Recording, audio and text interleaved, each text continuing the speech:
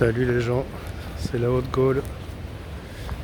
Ça va pas être très long parce que je crois que tu vas beaucoup entendre le vent. On est le 2 novembre et c'est la tempête. Mais je crois que c'est moins grave que ce qui se passe en Bretagne. Allez le chien. Le chien tournait en rond et voulait sortir alors. T'entends le vent? C'est chouette le vent, moi j'aime bien le vent. Je voulais juste... le son est désagréable.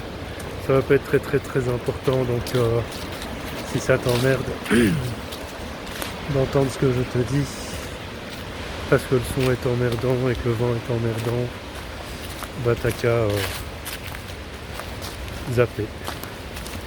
En fait, ça fait quelques jours que je me dis que ça devient indécent, dans le sens où chaque fois que quelqu'un meurt, t'as toujours quelqu'un en dessous pour dire ouais, il était vacciné. Et en fait, je trouve ça indécent, voilà. Dans le sens où, ben ouais, mais pas forcément. Alors de certains, on sait parfaitement qu'ils l'étaient, mais même s'ils ne l'étaient pas, ou qu'ils le soient, qu'est-ce que ça change finalement? Qu'est-ce que ça change? La personne est morte, point. Il a fait un choix, elle a fait un choix, le choix de se vacciner. Je ne vais pas dire qu'il ou elle en paye les conséquences, c'est tout, parce que cette personne a fait un choix en étant mal informée, point. Parce que même si beaucoup disaient attention, il n'en reste pas moins que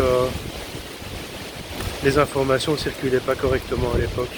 Et tu vas me dire, ouais, mais il appartient à chacun d'aller chercher les informations, c'est une certitude. Mais il n'en reste pas moins que je trouve ça indécent, voilà. L'acteur de Friends est mort.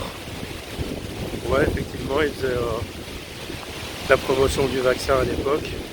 Alors du coup, tout le monde vient, quand quelqu'un partage, oui, Matthew Perry est mort, machin, dans les commentaires, tout le monde en dessous vient dire, ouais, mais il était vacciné.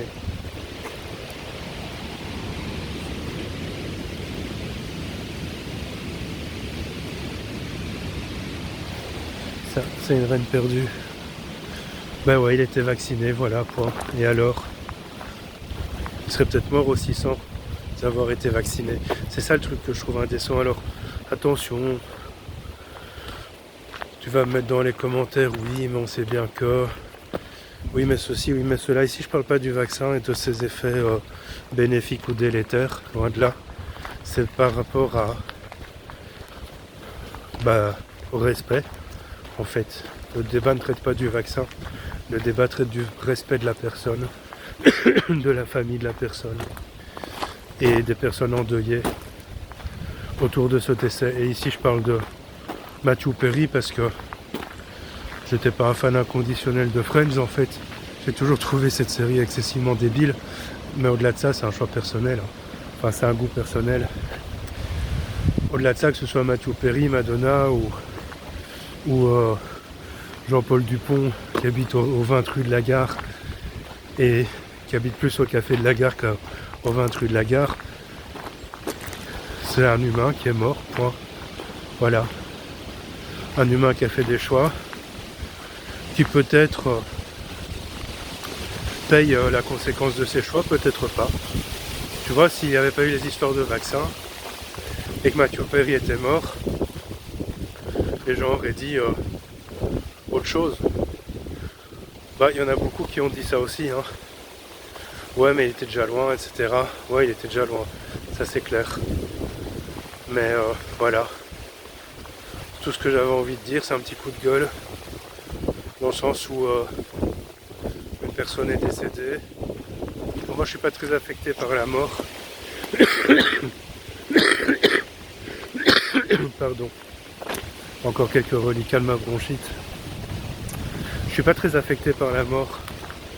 C'est-à-dire que oui, il y a de la peine hein, quand une personne meurt que je connais, mais ça m'affecte pas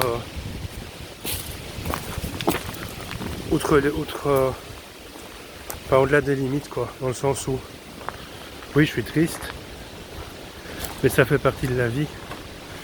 Et comme j'ai conscience, comme beaucoup ici je pense, que la mort n'est qu'un passage vers la vraie vie, vers la sortie de cette matrice. Oh, on m'a demandé de faire une vidéo sur la matrice. C'est encore trop complexe pour expliquer ça en vidéo. Dans le sens où je sais qu'on est dans la matrice 3D. Et j'ai lu un truc super intéressant qui a mis des mots sur quelque chose que je n'arrivais pas à exprimer dans le deuxième tome de Au-delà de notre monde de David Rousseau. Il explique qu'en fait la Terre est déjà en 5D. Oh, il y a du vent.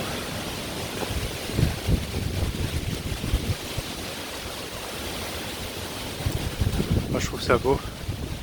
Mme Colombo elle m'a dit ouais mais tu vas te prendre un arbre dans la gueule, ne va pas te balader dans les bois. J'ai dit si c'est mon destin, mais non, tu casses mon karma quoi, tu vois. Peut-être que tu vas assister à la mort en direct de David Mogiel écrasé par un arbre. Ben, on avait des bouleaux morts au fond du jardin, dans le jardin du voisin. Et Mme Colombo m'a dit il n'y a plus, ils sont tombés. Mais voilà, du coup on n'a plus de boulot. On se retrouve au chômage. David Rousseau expliquait la Terre est déjà en 5D. Donc arrêtez de dire que la Terre va ascensionner dans la 5D. Et en fait, j'avais cette conscience sans pouvoir l'exprimer. Et je l'exprime sans me l'approprier parce que ce n'est pas de moi.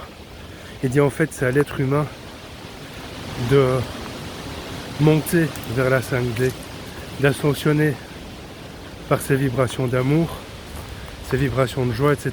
Je résume. Et je trouvais ça très bien expliqué parce que comme je te l'ai dit dans une autre vidéo, toutes les dimensions cohabitent. On fait pas, c'est pas scolaire, genre après la première on passe à la deuxième puis la troisième. Elles cohabitent toutes. Donc qui se plaint d'être dans la 3D n'a qu'à élever sa fréquence vers la 5D. C'est tout. En passant par la 4D. Fais pipi le chien. Alors je disais que hier matin le chien était excessivement excité. La tempête n'était pas encore là. Ce matin étonnamment elle était très calme. Alors que la tempête était là. C'est assez historique. Tu vois le chemin. Hein. Jonché de branchies. De branchettes plutôt. Parce que les branchies c'est chez les poissons. Mais voilà. Apparemment en Belgique c'est un peu le foutoir. Les lignes de train sont perturbées, les aéroports laissent